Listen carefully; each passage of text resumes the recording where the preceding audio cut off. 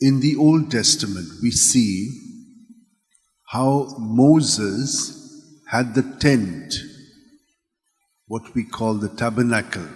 That is how it was called, and it was kept in a special place.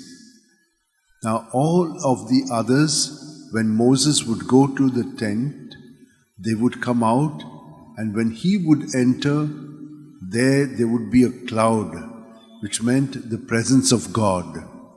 And he would go there and listen to God, and God would listen to him. And the others will all bow down. How we have our adoration before the Blessed Sacrament, something like that. Now, wherever they went in their journey, God was with them. Today, it is so different. Jesus is in the tent of our own body, mind and spirit, in our hearts. And so we don't have to go here and there. We have to be with Him here and listen to Him, speak to Him, and He responds to us. It is so easy. But are we truly doing that way? Because our deeds will say whether we are listening to Jesus or we are listening to ourselves and then the evil one. And therefore, when we listen to this side, we do deeds which are not of good, which do not shine. They shine in a particular way, but they do not shine as persons who are filled with God's presence. With God's presence, it is different. So, my dear sisters and brothers, it is left to us what choice we make. And therefore, I've been always telling you that Jesus has given us a very simple way to remain in Him all the time and to listen to Him, to surrender to Him. Whatever is happening in our thoughts, in our feelings, and in our actions. And when others are doing the same, you keep uniting them to the Lord so that the Lord will lead us and guide us. He does that.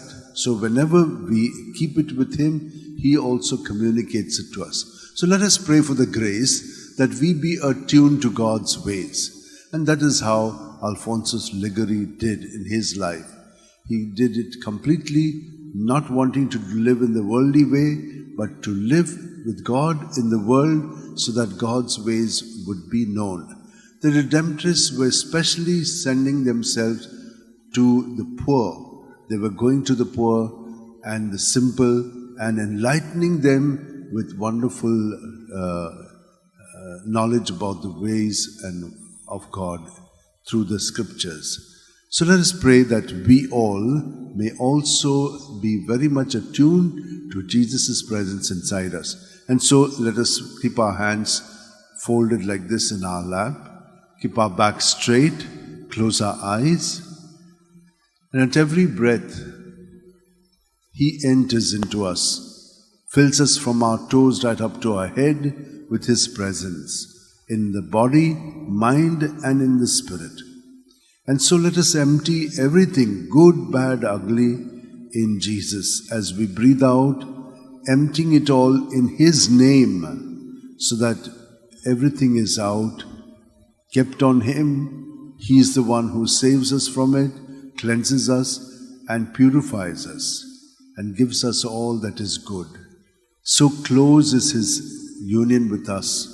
Let us maintain this union with Him, not only now, but throughout the day. But in a special way, do it 5 minutes before you sleep and 5 minutes on rising.